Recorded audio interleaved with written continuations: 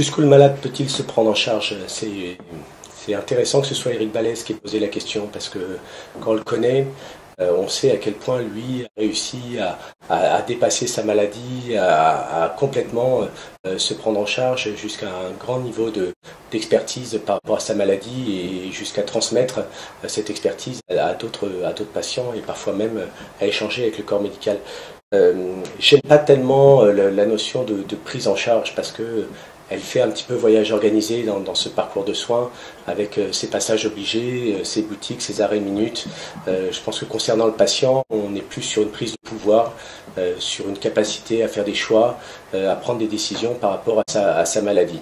Donc je dirais que le patient peut prendre ce pouvoir-là jusqu'où il le veut, jusqu'où il le peut. Et je crois que c'est vraiment là le grand changement dans la relation entre les médecins et les patients. C'est d'avoir un patient qui est dans la capacité de participer au choix le concernant. La question est vraiment plutôt comment est-ce qu'on donne au patient la possibilité de prendre ce pouvoir sur sa pathologie. Et là, c'est vraiment la partie où tous les acteurs de ce système de santé peuvent participer pour pouvoir mettre à disposition de la formation, une information qui soit de qualité, qui soit accessible dans son contenu, qui soit pertinente et mise à jour.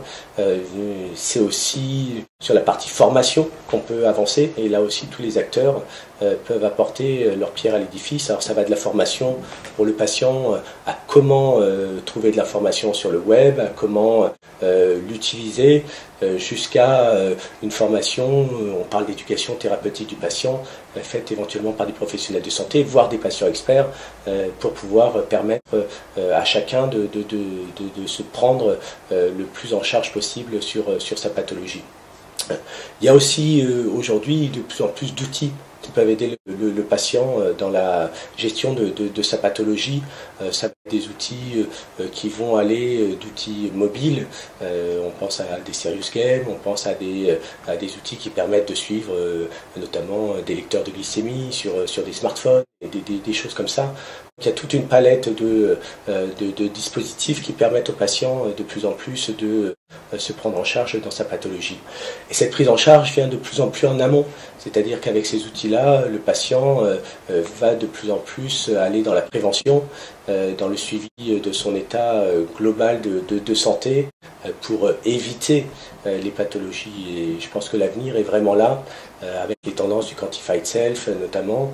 On va pouvoir avoir des patients qui de plus en plus vont observer des règles hygiéno-diététiques et prévenir certaines pathologies qui pourraient survenir dans le temps.